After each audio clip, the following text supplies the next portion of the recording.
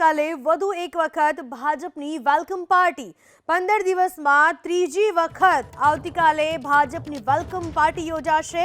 કોંગ્રેસના 200 થી વધુ નેતાઓ અને કાર્યકર્તાઓને ભાજપમાં જોડવાનો આ કાર્યક્રમ। કોંગ્રેસે ઓબીસી સેલના અધ્યક્ષ ઘનશ્યામ ગઢવી કાલે ભાજપમાં જોડાશે। અમદાવાદ જિલ્લા કોંગ્રેસ પ્રમુખ બળવંતસિંહ ગઢવી જેઓ ભાજપમાં જોડાશે। વિચરતે વિમુક્તિ જાતિના પ્રદેશ સેલના અધ્યક્ષ જસવંત યોગીનું પણ રાજીનામું। આવતીકાલે ફરી એક વખત ભાજપની વેલકમ પાર્ટી અને પણ 15 દિવસમાં ત્રીજી વખત આ વેલકમ પાર્ટી યોજાવા જઈ રહી છે। અને બીજી બાજુ ભાજપનું જોવા જઈએ તો ઓપરેશન લોટસ જે તીવ્ર ગતિથી આગળ વધી રહ્યું છે એવું કહી શકાય, કારણ કે 15 દિવસમાં ત્રીજી વખત આ વેલકમ પાર્ટી યોજાવા જઈ રહી છે।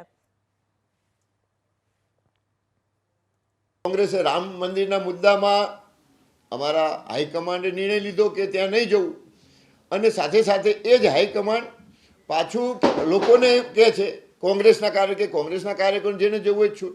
તો લાઈન તમારી એક હોવી જોઈએ, નીતિ તમારી એક હોવી જોઈએ, દિશા તમારી એક હોવી જોઈએ। આજે એના કારણે હું દુઃખી થઈને આ કોંગ્રેસ પાર્ટી છોડી રહ્યો છું અને મેં ભારતીય જનતા પાર્ટીમાં જવાનું મન નક્કી કર્યું છે।